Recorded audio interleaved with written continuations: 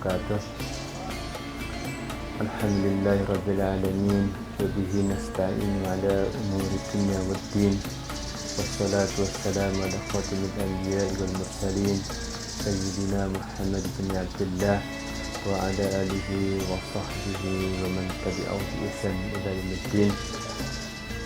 Rabbi ishrah li sadri wa yassir li amri wahlul 'uqdatam min lisani yafqahu qawli, amma ba'du.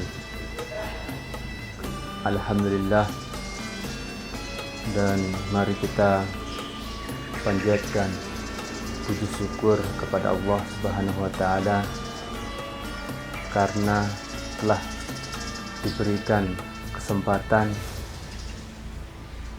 untuk bertemu dengan bulan suci Ramadan dan bulan yang penuh barokah.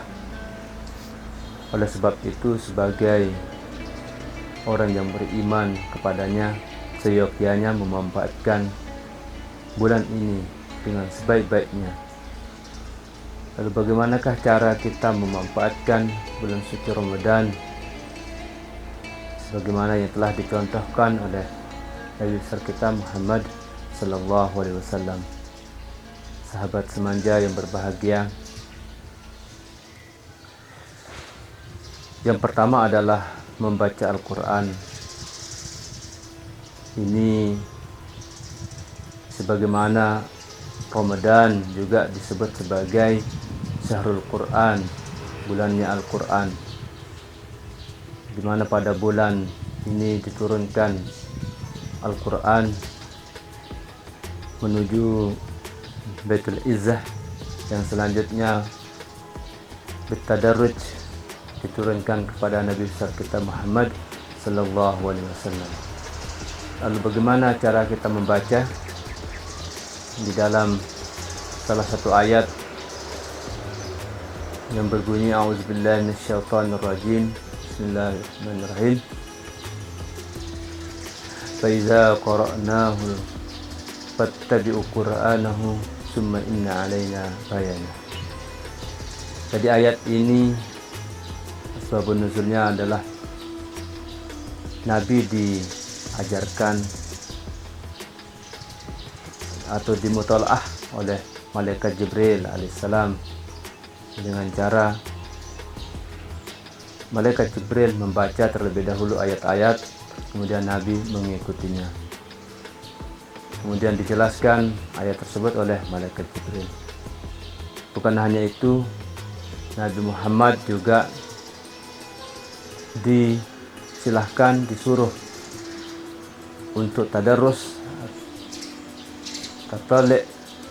mutalaah, mengulang kembali hafalan-hafalannya, sehingga ayat-ayat suci Al-Quran tetap terjaga di dalam diri Nabi besar kita Muhammad sallallahu alaihi wasallam. Sahabat semanja yang berbahagia, lalu bagaimana cara kita membaca Al-Quran? Alhamdulillah, membaca Al-Quran sudah menjadi tradisi kita di bulan suci Ramadan. Bagaimana kita temui setiap malam kita mendengarkan kaum muslimin kecil maupun besar membaca surat ayat-ayat, baik di surau, di musalla, di masjid. Ini sesuai dengan yang dicontohkan oleh Nabi besar kita Muhammad sallallahu alaihi wasallam. Lalu bagaimana cara kita mendapatkan makna dari Al-Quran? Yaitu dapat dengan membaca Al-Quran terjemahan, dan jangan berhenti hingga di sana. Kita juga harus berguru, belajar kepada para alim ulama, karena sesungguhnya ulama adalah warasatul anbiya. Sahabat semanja yang berbahagia,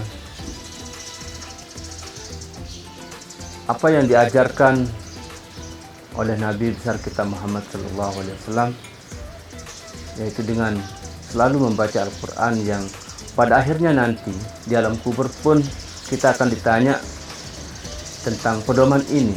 Ma imamuka, apa yang menjadi pegangan atau pedoman selama hidup di dunia. Maka nanti kita akan jawab Al-Quranul Karim.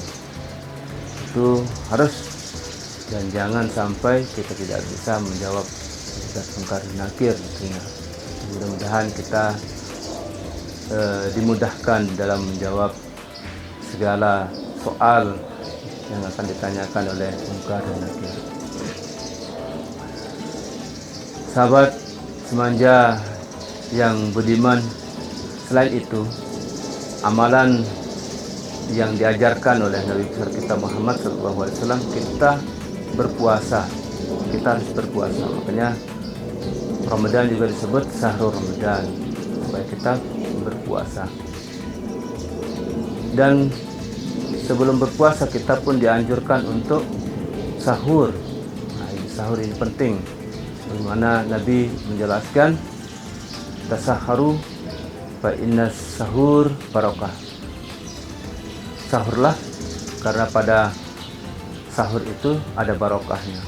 Barokah dapat dimaknai sebagai tenaga, kekuatan, sehingga kita dengan khusyuk dapat menjalani ibadah puasa itu sendiri. Selain itu, setelah kita berpuasa, maka kita pun disuruh bersegera untuk berbuka puasa. Jangan sampai menunda. Bagaimana, mana yang lebih baik, kita berbuka atau sholat maghrib? Nah, ini tergantung situasinya.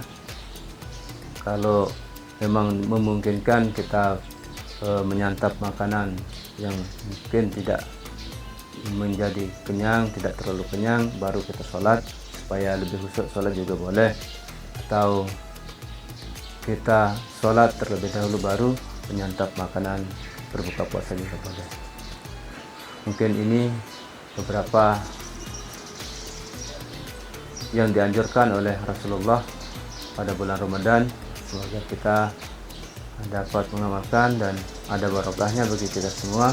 Assalamualaikum warahmatullahi wabarakatuh.